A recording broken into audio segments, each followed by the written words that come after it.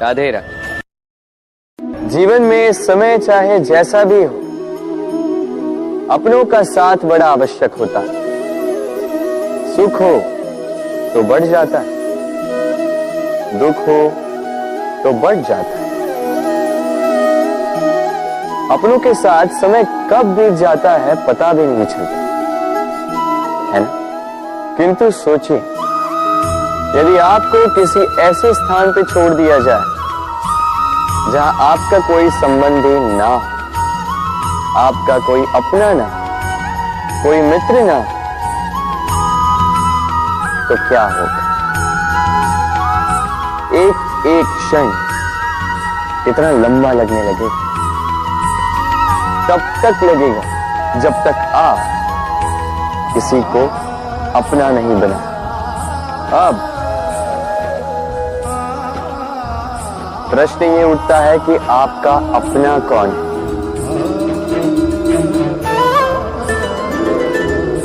वो संबंधी जिनके साथ आप रक्त से जुड़े, या वो मित्र जिनके साथ आप बालपन से पले बढ़े, या वो सहकर्मी जिनके साथ आप काम करते? नहीं, अपना वो जो विपत्ति में काम आए। अपनों की परख समय की कसौटी पर की जाती है। स्मरण रखिएगा, अपनों के साथ समय का पता नहीं चलता, किंतु समय के साथ अपनों का पता अवश्य चलता है। तो प्रेम से बोलो, राधे राधे।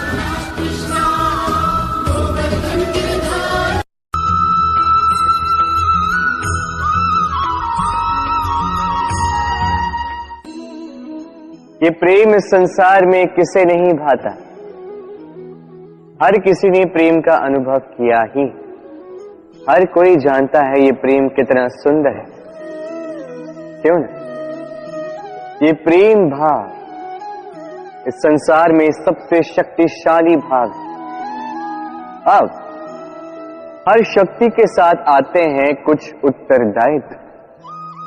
अब जैसे ही ये उत्तरदायित्व हमारे जीवन में आते हैं, हम सर्वप्रथम प्रेम को भूल जाते हैं। फिर हमें ये प्रेम ये बोझ लगने लगता है। किंतु इस संसार का सत्य तो यही, हर प्रसन्नता के साथ उत्तरदायित्व आएंगे जिसका पालन हमें करना ही होगा। अब यदि मैं आपको उदाहरण दूं, आपके बगीचे में आप चाहते हैं कि एक सुंदर सा पुष्पों से भरा हुआ वृक्ष आए, तो सर्वप्रथम उसके लिए आपको जल और धूप का आयोजन करना होगा। उसके जड़ों पर दीमक ना लगे ये आपको सुनिश्चित करना होगा। उसके आसपास उगी खरपतवार वो आपको हटानी होगी। उसी के पश्चात तो आपके उस बगीचे में वो सुंदर पुष्पों से भरा वृक्ष आएगा। क्यों? इसी प्रकार होता है प्रेम भी। सर्वप्रथम आपको इसमें समर्पण का खाद जल डालना होगा। अविश्वास और संदेह, इसकी खरपतवार आपको हटानी होगी, और विश्वास की ये जड़ें कभी ना दुर्बल पड़े ये आपको सुनिश्चित करना होगा। उसी के पश्चात प्रेम का वास्तविक सुख आप अनुभव कर पाएं।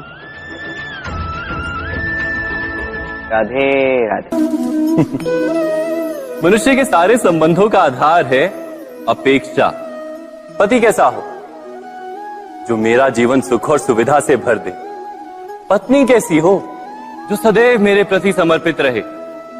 संतान कैसी हो जो मेरी सेवा करे, मेरा आदेश माने।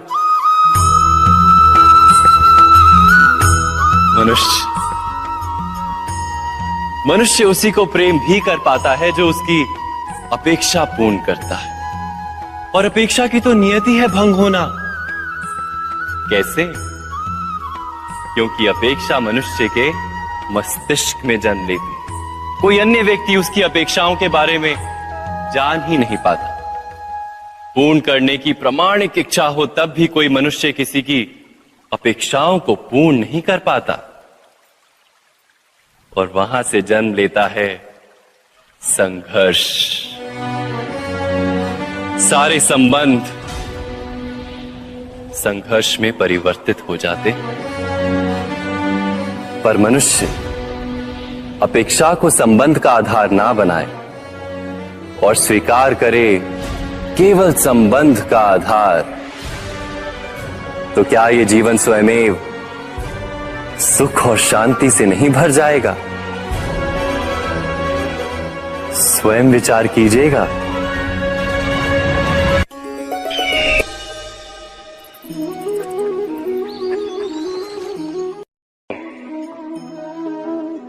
ये प्रेम मनुष्य से क्या नहीं करवा सकता, बड़े से बड़ा कार्य करवा सकता है, बड़े से बड़ी बाधा पार करवा सकता है। चाहे तो मरुस्थल में कुआं खुदवा सकता है, पर्वत लंघवा सकता है, हर असंभव कार्य संभव करवा सकता है। किंतु यदि मैं ये कहूं कि प्रेम आपसे ढोंग भी करवा सकता है, तो क्या आपको उचित लगेगा? क्या आपको लगेगा कि ऐसा हो सकता है? अवश्य हो सकता है। जैसे मैं ढोंग कर रहा हूं इस समय अपनी राधा के लिए, अपनी प्रेम के लिए। मैं राधा से अनंत प्रेम करता हूं, निस्वार्थ प्रेम करता हूं, किंतु फिर भी मुझे स्वयं को एक छलिया, स्वार्थ, लालची दिखाना पड़ रहा है। ये ढोंग मुझे करना पड़ रहा है अपने प्रेम के लिए। अब आप कहेंगे कि क्यों कृष्ण, ये सब करने की क्या आवश्यकता है? क्या राधा से विवाह करके तुम संतोष की सांस नहीं ले सकते? अवश्य ले सकता। राधा से विवाह करके मैं बहुत प्रसन्न रहूंगा, किंतु मैं जानता हूं कि मेरी राधा प्रसन्न नहीं रह पाएगी, क्योंकि यदि यह विवाह हुआ तो उसके माता पिता, उसके परिवार को बरसाना त्यागना होगा। राधा के मन पर एक कभी न भरने वाला घाव लग जाएगा। दुख उसको छूटता रहेगा, वो ये जानती रहेगी, स्मरण करती रहेगी कि उसके कारण उसके माता पिता को इतने कष्ट भोगने पड़ रहे। अब राधा की पीड़ा की नींव पर कृष्ण संतोष का भवन भला कैसे बांध सकते हैं? क्योंकि जिनसे आप प्रेम करते हैं केवल उनकी भावनाएं नहीं, आपका प्रेमी जिनसे प्रेम करता है उनकी भावनाओं का भी ध्यान रखना आपका कर्तव्य है। और कभी कभी अपने प्रेम को ऊंचा उठते हुए देखने के लिए आपको स्वयं को गिरते हुए दिखाना होगा। यही कुछ कार्य है जो आपको अपने प्रेम के लिए करने पड़ते हैं।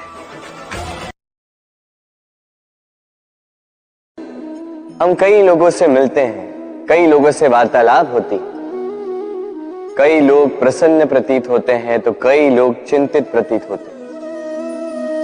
किंतु यदि आप ये समझने का प्रयास करें कि कौन अधिकतर प्रसन्न रहता है, कौन अधिकतर चिंतित रहता है, तो आप ये पाएंगे कि वृद्ध और युवक अधिकतर समय चिंता में रहते, दूसरी ओर बालक सदा प्रसन्न रहता है, चिंता की एक रेखा तक नहीं। कारण क्या? अब आप कहेंगे सीधी सी बात है, बालक में इतनी समझ ही कहां होती है कि वो जीवन की समस्याओं को समझ पाए, कठिनाइयों को समझ पाए, दायित्व समझ पाए। बात ये है ही नहीं। वृद्ध के विषय में यदि हम बात करें तो वृद्ध अपने बीते हुए समय के विषय में सोच सोच के दुखी हो जाता है। युवक अपने भविष्य के विषय में सोच सोच के चिंता में रहता है आज। किंतु बालक केवल वर्तमान में जीता है और इसीलिए प्रसन्न रहता है। देखिए, बात बड़ी ही सरल है। आप भूतकाल को नहीं बदल सकते। अब यदि आपको अपने भविष्य को और उज्जवल बनाना है तो आज कर्म करने होंगे, आज परिश्रम करना होगा। तो भूल जाइए ना भूतकाल और भविष्य की चिंता को वर्तमान का आनंद लीजिए, क्योंकि यही वर्तमान आपका भविष्य उज्जवल भी बना सकता है। यही वर्तमान आने वाले समय में आपका वो भूतकाल बन सकता है जिस पर आपको गर्व होगा। राधे राधे। मेरे दाऊ मुझसे कई बार कहते हैं, कान्हा तुम तो स्वयं नारायण हो, चुटकी बजाते ही यूं ही सब कुछ ठीक क्यों नहीं कर देते। अब दाऊ को क्या समझाऊं। चलिए आप स्वयं सोच के देखिए। सिंह वन का राजा कहलाता है, परंतु क्या सिंह के केवल इच्छा करने से कोई मृग स्वयं चल के सिंह के पास आएगा? क्या स्वयं सज्ज हो जाएगा उसका आहार बनने के लिए? नहीं, कदापि नहीं। किसी भी कार्य को कार्यान्वित करने के लिए आपको प्रयास करने होंगे, परिश्रम करना होगा, तब जाके वो संपन्न होगा। केवल इच्छा से कुछ नहीं होगा। इच्छा से बनते हैं स्वप्न, और उन्हें साकार करने के लिए भी आपको परिश्रम तो करने होंगे। मान लीजिए आपने इच्छा की खाने की, और किसी दानी ने आके आपके समक्ष भोजन रख भी दिया, तब भी उसे खाने का श्रम आप ही को करना होगा। यदि प्रेम की इच्छा भी करो तो निस्वार्थ निश्चल भाव से प्रेम करो। देखिए, आप स्वप्न में तो उड़ सकते हैं, किंतु आपको जीना तो धरातल पर ही पड़ेगा। और यदि धरातल पर आप आगे बढ़ना चाहते हैं तो धरती को पैरों से पीछे ढकेलना ही पड़ेगा। राधे राधे। कस्तूरी उसे धारण करने वाले मृग की नाभि में होती, किंतु वो मृग उस कस्तूरी की सुगंध को लेकर उसे पाने के लिए यहां वहां भटकता फिरता। वो मृग उस कस्तूरी को पा अवश्य सकता है, यदि वो स्वयं के भीतर झांक के देखे। अब देखिए ना, सुर बांसुरी के भीतर ही होते हैं, बस आवश्यकता है तो उसे खोजने के प्रयास की, अविरत चेष्टा की। ठीक इसी प्रकार होती है हमारी शक्ति जो हमारे भीतर छिपी। सोचिए, जब परमात्मा स्वयं हमारे भीतर है तो हम उन्हें बाहर क्यों ढूंढें? हम स्वयं के भीतर तब झांकते हैं जब दूसरों से सहायता की अपेक्षा ही समाप्त हो जाती। तो जीवन में किसी की सहायता के लिए आस लगाए मत बैठिएगा, स्वयं अपना सहायक बने। रणभूमि में आपको अच्छा सारथी मिल सकता है, किंतु जीवन की इस यात्रा में आप ही को आपका सारथी बनना होगा।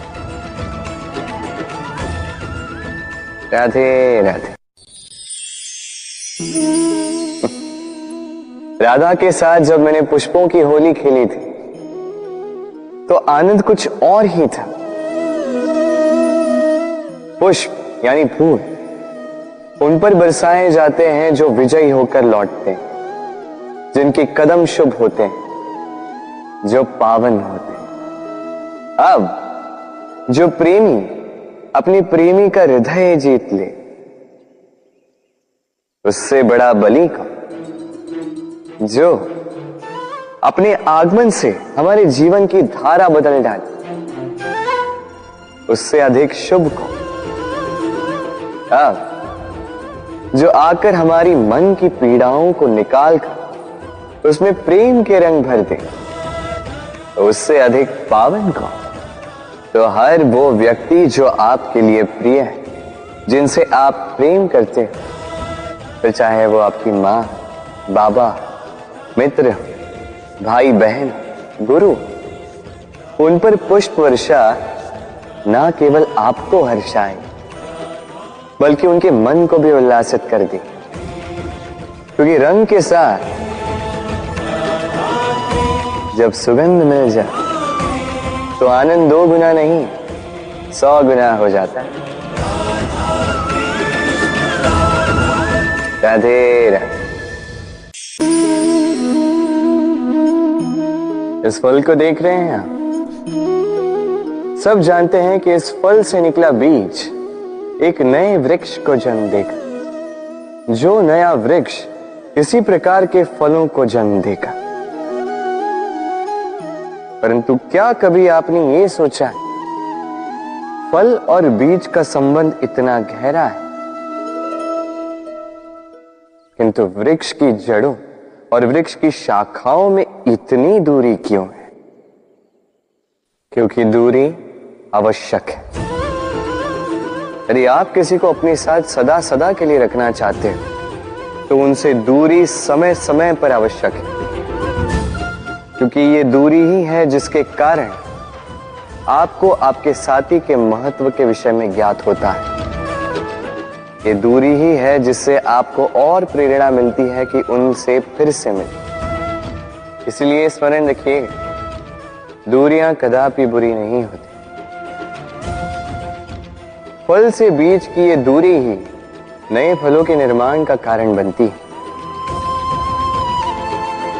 प्रेम की असली परख होती है इन दूरियों से, तो दूरियों से भी प्रेम करें और प्रेम से कहें राधे राधे।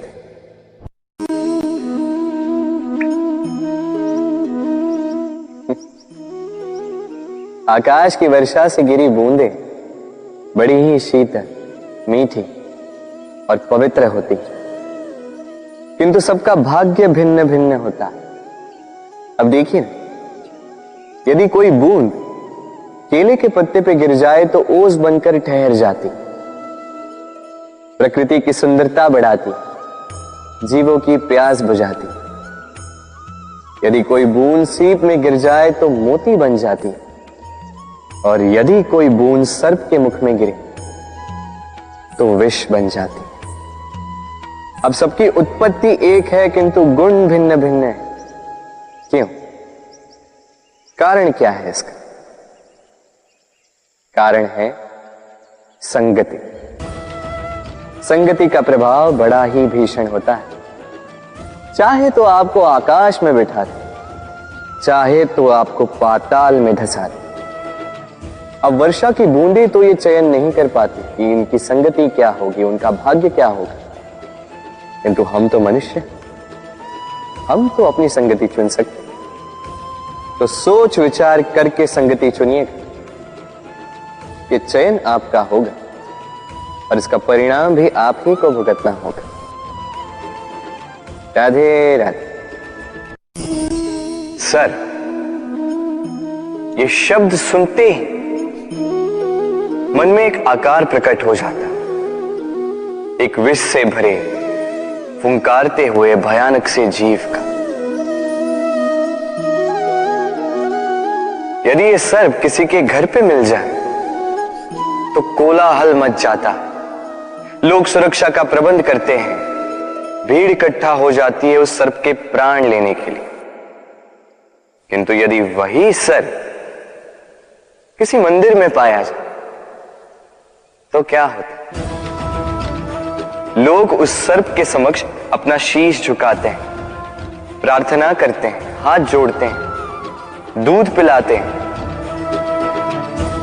स्वयं शिव जी का आशीर्वाद मानते हैं।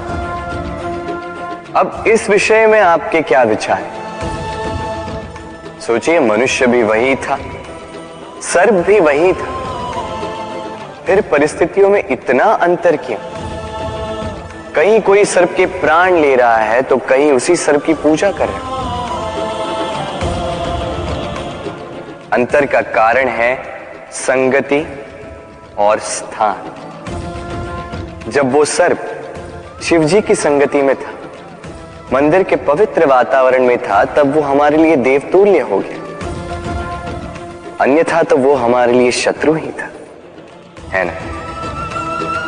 तो अपने जीवन में संगति और स्थान का चयन सोच समझकर कीजिएगा, क्योंकि ये संसार आपके व्यक्तित्व का ज्ञान आपके संगति से ही करता है।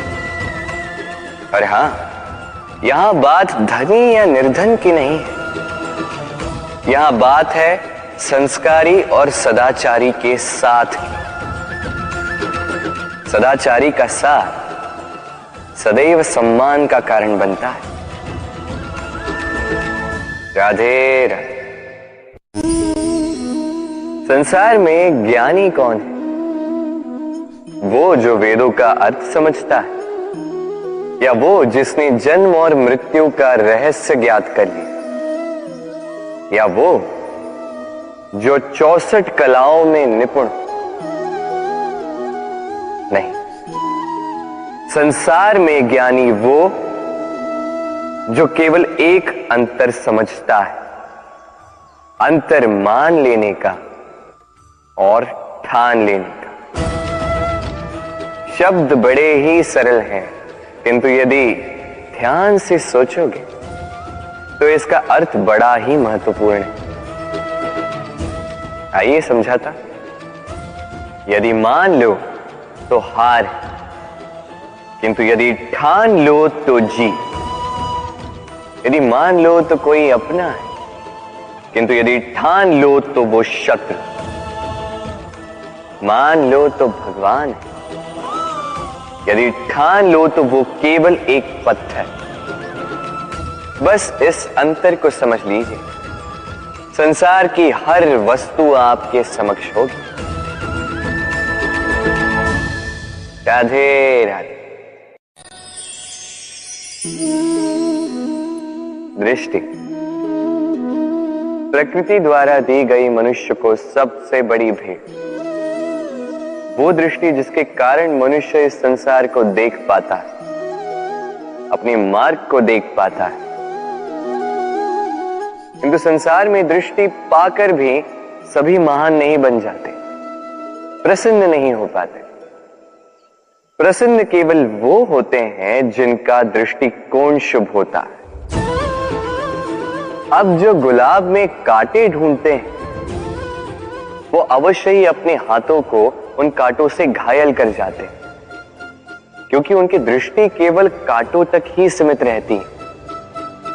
किंतु सुगंधी बनाने वाले पंखुड़ियों को तो ढूंढ ही लेते हैं। क्यों? अब देखिए ना, जो अंधकार में प्रकाश पाना चाहते हैं, उन्हें दीपक भी सूर्य की भांति लगे। किंतु जो कमियां निकालना चाहते हैं, उन्हें दीपक के तल में भी अंधकार छिपा मिले। जो प्रेम पाना चाहते हैं, वो परायों में भी स्नेह ढूंढ ही लेंगे। अन्यथा किसी को पाकर भी उनसे अनजान रहने वालों की कमी नहीं। दृष्टि हमें दिखाती है, किंतु दृष्टिकोण हमें वो दिखाता है जो हम देखना चाहते हैं। जो आपकी सोच होगी वही सच बनकर आपके समक्ष आएगा। इसलिए आपके विचार शुभ रखिए और प्रेम से कहिए। राधे राधे। मेरे सामने है गैया का दिया गया दूध, जो 2 दिन तक टिकता है। यदि इस दूध को गर्म करके जमाया जाए तो बनता है दही, जो 3-4 दिन तक टिकता है। यदि इस दही को मथोगे तो बनता है माखन, जो सप्ताह तक चलता है।